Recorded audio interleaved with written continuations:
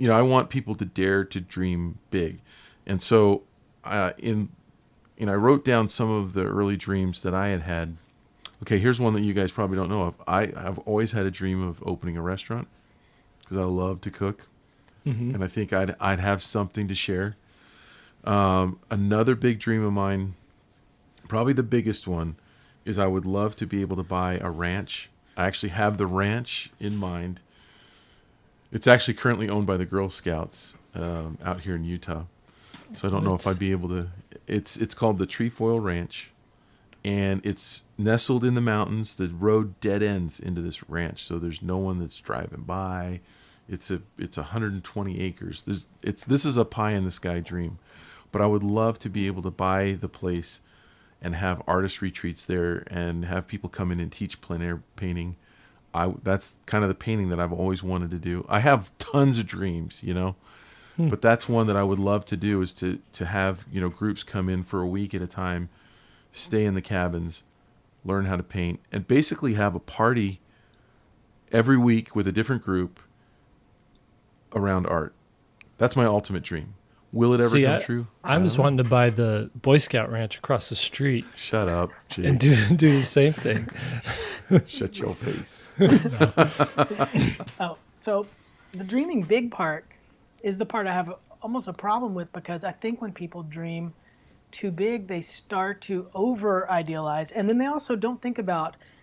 I think ego starts to play in when people dream big. They think, not only will I be a good artist, but I'll also be famous, and people will want to, hang out with me, and they'll ask for my autograph. There's a level of ego that's associated with dreaming that big. Not that you shouldn't have, those fun flights of, fantasy too, but practical dreams and kind of looking around and saying, okay, what would make me happy? I'd rather people start there. Like, what kind of person am I, and what makes me happy? I mean, I'm in the middle of a career change, so I've actually just started doing this. I'm chasing a quote-unquote dream. But I got to the point where, that's with my gallery, which I've talked about a little bit on this podcast. But I had to ask myself, like, what part of all this do I enjoy, and what part do I not like, and how do I address those? And that led me to the path, just asking those really almost practical questions. One of the things that I really like happened because of SVS. Like, I love interacting with you guys. I like being around people, and I like groups of people doing things, and I always have. And on the opposite side of that, being at home and illustrating all day, which seems like a dream for a lot of people, that part is hard for me when I'm just in isolation, especially when I'm in the middle of a book. And, you got 40 more illustrations to do, and you're just, pounding away 8, 10 hours a day, 12 hours a day. I'm faster now, so I don't spend that much time on them. But, that part I never really loved, just sort of the self-inflicted isolation, I guess, of being a publishing artist. That's one drawback to me.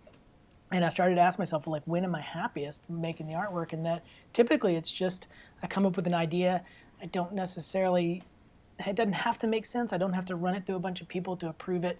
I just come up with something and I paint it, and either people like it or they don't. And so that's what I started selling at the art fairs, and people responded well enough, and I enjoy that. So here's the artwork, buy it or don't buy it, but whatever. And so through all the asking those questions, what I like, what I don't like, then I came up with the idea of a group, a co-op gallery where there's more than just me.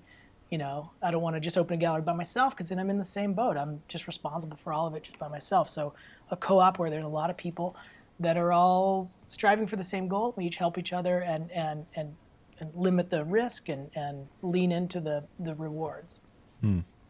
I think you're right in that wanting. I think there's a difference between wanting to be famous and wanting to be known for the thing that you do.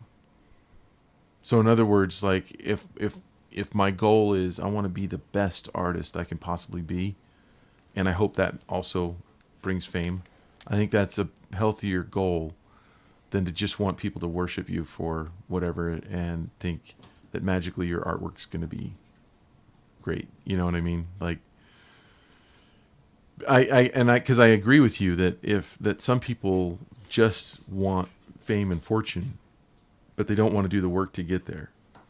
Right. I think it's implied in this discussion that it's like you gotta. I mean, that's what our whole school is about: is teaching people to get better at their art.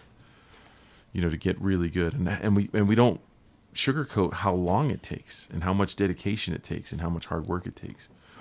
But I think it's good to dream big because I think it opens doors.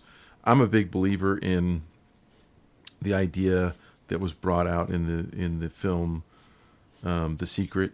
You know, that if you put something out into the universe, I do agree with that. It can come back to you, but you have to kind of vocalize it and you have to kind of want it and you kind of have to be thinking about it, and then little by little, that's what I've noticed is that, you know, I've put these things out there and they just start happening. They just start coming true, you know, and I look back at my life and I'm like, holy cow, I remember what it was like to just want to get paid to do some artwork.